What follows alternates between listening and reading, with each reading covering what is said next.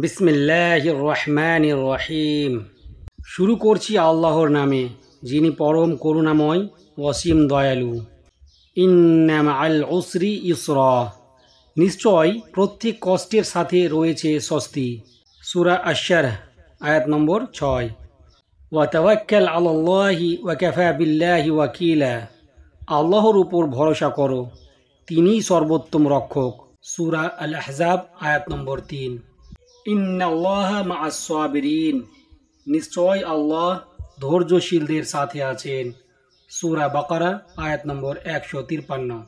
লা তাকনাতু মির রাহমাতিল্লাহ, আল্লাহর রহমত থেকে নিরাশ হইও না। সূরা আজ-জুমার আয়াত নম্বর 53। ফাইন্নাল্লাহা ইউহিব্বুল মুত্তাকিন, নিশ্চয় আল্লাহ পরহেজগারদের ভালোবাসেন। সূরা আল ইমরান আয়াত নম্বর 76। ইন্নাল্লাহা গফুরুর রহিম, নিশ্চয় আল্লাহ অতি ক্ষমাশীল পরম দয়ালু। সূরা বাকারা আয়াত নম্বর 173। ইন্নাল্লাহা আলা কুল্লি শাইইন কদির, নিশ্চয় আল্লাহ সব কিছুর উপর ক্ষমতাবান। সূরা বাকারা আয়াত নম্বর 20। ওয়ামা খলাকতুল জিন্না ওয়াল ইনসা ইল্লা লিয়াবুদুন, আমি জিন এবং মানুষকে শুধুমাত্র আমার ইবাদতের জন্য সৃষ্টি করেছি। সূরা আজ-জারিয়াত আয়াত নম্বর 56। ওয়া ইযা সাআলাকা ইবাদি আন্নী ফাইন্নী করিব, যখন আমার বান্দা আমার সম্পর্কে জিজ্ঞাসা করে, আমি তো খুব কাছেই আছি। সূরা বাকারা আয়াত নম্বর 186।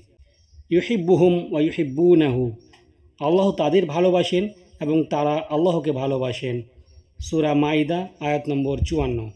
আল্লাহু ইউহিব্বুল মুহসিনিন, নিশ্চয় আল্লাহ সৎকর্মশীলদের ভালোবাসেন। সূরা বাকারা আয়াত নম্বর 195। ইন্নাল্লাহা লা ইখলিফুল মিআদ, নিশ্চয় আল্লাহ তাঁর ওয়াদা ভঙ্গ করেন না। সূরা আল ইমরান আয়াত নম্বর 9। ওয়াতুবু ইলাল্লাহি জামিআ, তোমরা সবাই আল্লাহর কাছে তওবা করো। সূরা আন-নূর আয়াত নম্বর 31।